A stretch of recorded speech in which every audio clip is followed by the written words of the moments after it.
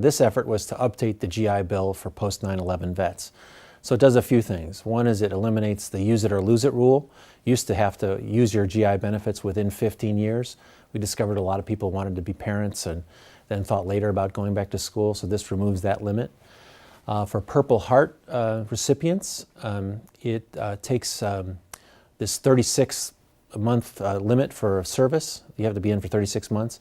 We found that some Purple Heart recipients were not making the 36 months because they were injured on the field of battle, and then they wouldn't get their full GI benefits.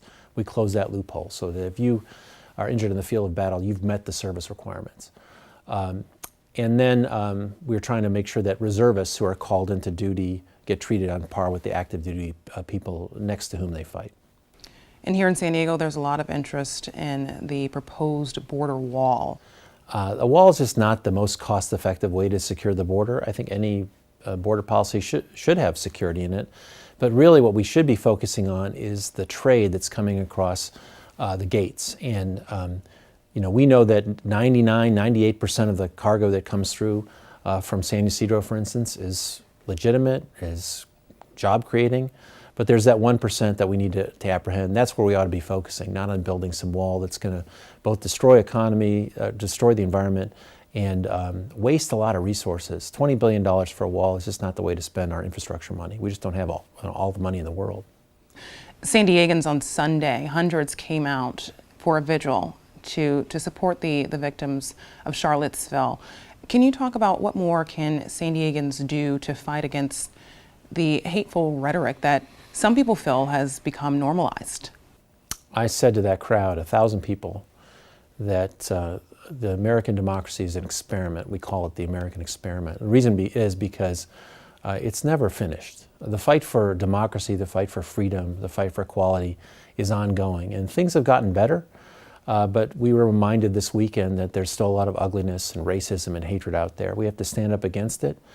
And we have to turn the hearts of people, which we can't do with just anger. We have to do that with love. And I think that's what Martin Luther King told us. That's what Nelson Mandela told us. That's what Barack Obama has reminded us.